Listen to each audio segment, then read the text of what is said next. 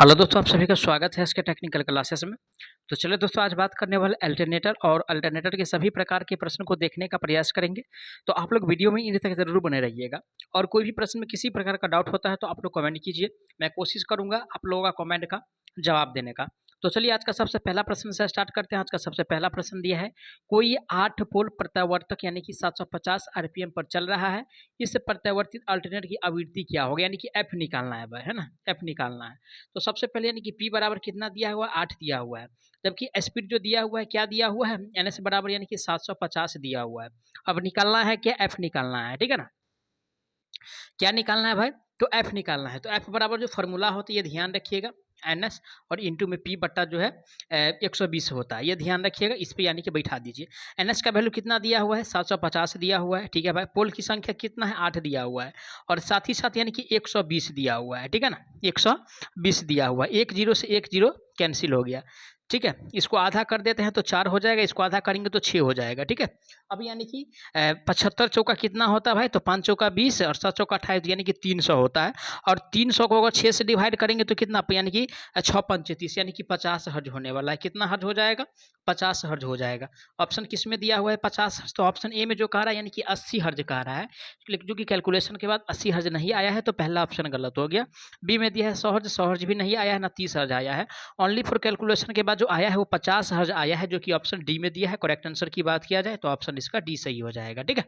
अब चलिए आज का अगला प्रश्न दिया हुआ है। क्वेश्चंस में कह रहा है कि किसी प्रत्यावर्तित अल्टरनेटर को उत्तेजित करने वाला एक्साइटेड देश होता है।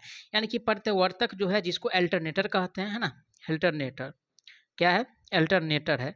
और अल्टरनेटर को उत्तेजित करने वाला जो एक्साइटर होता है उसका नाम बताना है, ठीक है। तो दोस्तों यानी कि इसको जो एक्साइट करता है, ठीक है, ये शंट जनरेटर करता है। क्या करता, कौन जनरेटर करता है, शंट जनरेटर एक्साइट करता है, ठीक है। किसको भाई, तो अल्टरनेटर को जो एक्साइट करता है शंट जनरेटर करता है, जो कि ऑप्शन ए में दिया है शंट जनरेटर। राइट आंसर की बात किया जाए तो ऑप्शन इसका ए सही हो जाएगा, ठीक है। अब चलिए आज का अगला प्रश्न पे चलेंगे। आज का अगला प्रश्न दिया हुआ है। क्वेश्चंस में कह रहा है कि उच्च गतिशील प्रत्यावर्तित में उपयोगी घूर्णित और रोटर से डैश है। यानी कि उच्च गतिशील प्रत्यावर्ती में जो यानी कि रोटर प्रयोग करते हैं, किस प्रकार का रोटर प्रयोग करते हैं उसके बारे में जवाब देना है। तो उच्च गति के लिए दोस्तों जो प्रयोग किया जाता है बेलनाकार प्रकार का रोटर प्रयोग करते हैं, ठीक है ना। बेलनाकार पोल प्रकार का रोटर प्रयोग करते हैं। ऑप्शन किस में दिया है, ए में कह रहा है यानी कि विशिष्ट पोल घूर्णित, तो विशिष्ट पोल घूर्णित का प्रयोग नहीं करते हैं। बेलनाकार पोल घूर्णित का प्रयोग किया जाता है यानी कि उच्च रेटिंग में यानी कि उच्च स्पीड में, जो कि ऑप्शन बी में दिया हुआ है बेलनाकार पोल घूर्णित। तो राइट आंसर जो होने वाला है ऑप्शन इसका बी सही हो जाएगा, ठीक है। अब चलिए आज का अगला प्रश्न दिया हुआ है। क्वेश्चंस में कह रहा है कि प्रत्यावर्तित यानी कि अल्टरनेटर डैश के सिद्धांत पर काम करता है ना। अल्टरनेटर जो है दोस्तों यानी कि किसके सिद्धांत पर काम करता है उसके बारे में बताना है। और दोस्तों यानी कि अल्टरनेटर जो वर्क करता है, ठीक है, ये वर्क करता है फैराडे के नियम पे, ठीक है। फैराडे लॉ पे वर्क करता है, ठीक है, फैराडे लॉ पे। ऑप्शन ए में कह रहा है लेंज का नियम। तो लेंज का नियम का जो फॉर्मूला होता है -N/d∅/dt होता है, ये ध्यान रखिएगा, ठीक है।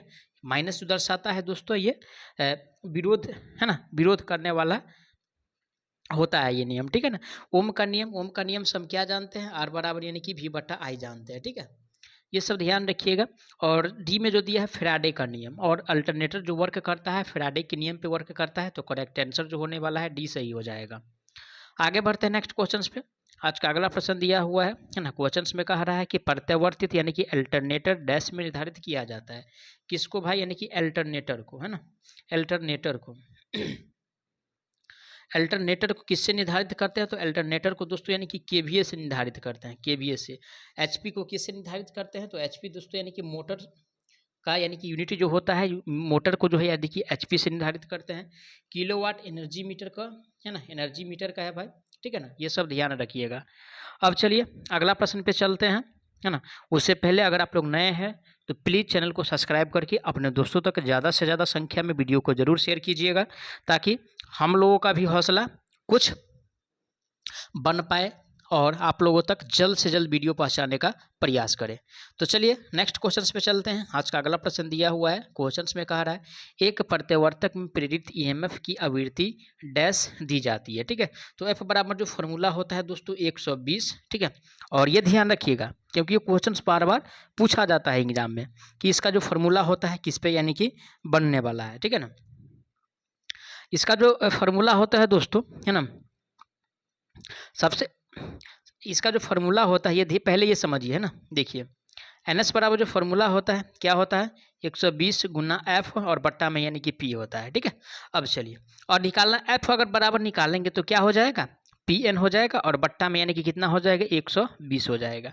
एफ बराबर निकाल रहे हैं तो पी एन बट्टा 120 हो जाएगा, इसको ऊपर करके इसको नीचा कर देना है। ठीक है ना, तो देखिए ऑप्शन पढ़ेंगे, ऑप्शन ए में कहा एफ बराबर 120 पी बट्टा एन, तो पी एन जो है नीचे में कभी नहीं होगा, है ना। बी में दिया है एफ बराबर पी एन बट्टा 120, तो करेक्ट आंसर जो दिया है दोस्तों बी में दिया है क्योंकि एफ बराबर पी एन बट्टा 120 होता है। ठीक है, तो करेक्ट आंसर इसका बी सही होने वाला है।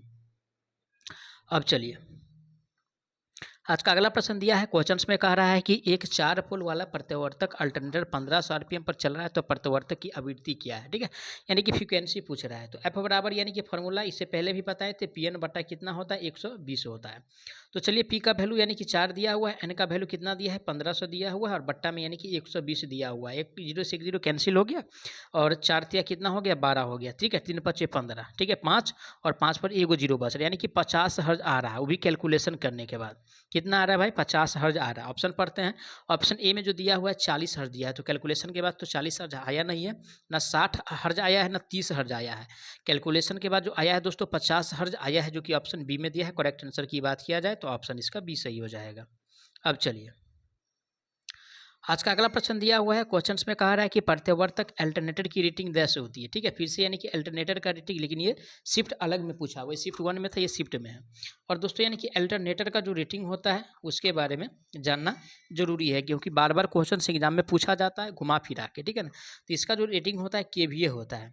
रही बात यानी कि किलोवाट जो होता है एनर्जी मीटर का होता है, किसका, एनर्जी मीटर का। वाट किसका होता है, तो शक्ति का होता है। ये सब ध्यान रखिएगा, वाट किसका होता है भाई, तो शक्ति का होता है। अब रही बात यानी कि किलोवाट एनर्जी मीटर का होता है और केवीए जो होता है ये अल्टरनेटर का होता है और ट्रांसफार्मर का होता है। ठीक है ना, तो ऑप्शन सी में दिया है केवीए, करेक्ट आंसर जो होने वाला है इसका सी सही हो जाएगा। अब चलिए आज का अगला प्रश्न दिया है, क्वेश्चंस में कह रहा है कि दो प्रत्यावर्तित के तुल्यकालन के लिए मुख्य शर्त क्या है, यानी कि अल्टरनेटर के तुल्यकालन के लिए जो मुख्य शर्त होता है उसके बारे में बताना है। ए में कह रहा है कि केवल गति और एक्साइटेशन वोल्टेज समान होना चाहिए। बी में कह रहा है केवल आवृत्ति और भार समान होना चाहिए। सी में कह रहा है केवल गति और भार समान होना चाहिए। डी में कह रहा है वोल्टेज आवृत्ति फेज अनुक्रम समान होना चाहिए। तो सबसे मेन तो फेज अनुक्रम है, अगर फेज अनुक्रम समान है तो वोल्टेज भी समान होना चाहिए और आवृत्ति भी समान होना चाहिए। तो ये दोस्तों ये तुल्यकालन का शर्त को संतुष्ट करेगा, तो राइट आंसर जो होने वाला है ऑप्शन इसका डी सही हो जाएगा। ठीक है, अब चलिए आज का अगला प्रश्न दिया हुआ है, क्वेश्चंस में कह रहा है प्रत्यावर्तक का सिद्धांत क्या है। ठीक है, यानी कि अल्टरनेटर का और इससे पहले भी बता चुके हैं कि अल्टरनेटर का जो सिद्धांत है वो फेराडे के लॉ पे है। ठीक है ना,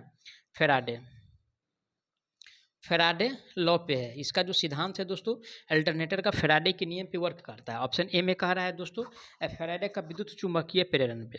किस पे कह रहा है भाई, फेराडे की विद्युत चुंबकीय प्रेरण पे। ठीक है, तो करेक्ट आंसर होने वाला है क्योंकि फेराडे का नियम है और फेराडे का नियम जो मोटर में जो जनरेटर में वर्क करता है ना, वही जो है सेम यानी कि अल्टरनेटर में भी वो नियम लागू होता है। तो राइट आंसर जो होने वाला है ऑप्शन ए में जो दिया हुआ है फेराडे का नियम दिया हुआ है। ठीक है, किरचॉफ्स का नियम, किरचॉफ्स के नियम पे ये वर्क नहीं करता है, न ही फ्लेमिंग के नियम पे, न ही एडी करंट के नियम पे। ठीक है ना, अब चलिए अगला प्रश्न पे चलते हैं।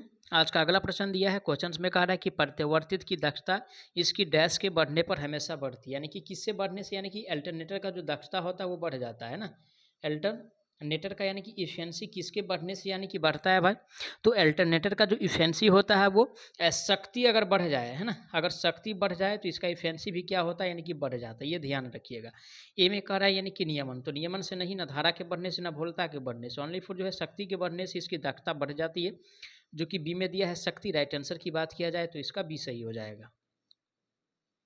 आगे बढ़ते हैं नेक्स्ट क्वेश्चंस पे। आज का अगला प्रश्न दिया हुआ है समुन्नत पोल प्रकार के घूर्णक का प्रयोग का उपयोग जो है प्रत्यावर्तित्व में किया जाता है, ये किस प्रकार के मूवर्स द्वारा संचालित होते हैं, ठीक है। यानी कि समूलत का मतलब यानी कि साइलेंट पोल टाइप, है ना, साइलेंट पोल टाइप। अल्टरनेटर दो प्रकार का होता है, ठीक है, साइलेंट पोल टाइप। पहला होता है साइलेंट पोल टाइप और दूसरा जो होता है दोस्तों सैलेंडिकल पोल टाइप होता है। तो साइलेंट पोल टाइप का उपयोग करते हैं निम्न गति के लिए, है ना, और सैलेंडिकल पोल टाइप का उपयोग करते हैं यानी कि उच्च गति के लिए। तो इसमें तो साइलेंट पोल टाइप के लिए पूछ रहा है, और साइलेंट पोल का जो होना चाहिए वो निम्न और मध्यम गति प्राइम मूवर्स में प्रयोग किया जाता है, ठीक है, निम्न में और मध्यम में, ठीक है, निम्न और मध्यम में किसका प्रयोग करते हैं, तो साइलेंट पोल का प्रयोग करते हैं। ऑप्शन किस में दिया हुआ है, ए में कह रहा है कि उच्च और मध्यम, तो उच्च में नहीं करते हैं इसका, निम्न और उच्च में भी नहीं करते हैं, ओनली फॉर निम्न और मध्यम में किया जाता है, जो कि ऑप्शन सी में दिया है निम्न और मध्यम। करेक्ट आंसर जो होने वाला है इसका सी सही हो जाएगा। मैं आशा करता हूँ आप लोग सारा प्रश्न को अच्छा से समझे होंगे। अगर कोई भी प्रश्न में किसी प्रकार का डाउट रहता है तो प्लीज़ आप लोग उसके लिए कमेंट कीजिएगा, आपको जवाब बहुत जल्द मिलेगा। और साथ ही साथ अगर आप लोगों का कोई भी प्रश्न में किसी प्रकार का डाउट रहता है तो उसके लिए कमेंट कीजिए, मैं आप कोशिश करूँगा आप लोगों का जितना कमेंट है सभी को जवाब देने का मैं प्रयास करूँगा। तो चलिए मिलते हैं नेक्स्ट पार्ट में, तब तक के लिए जय हिंद।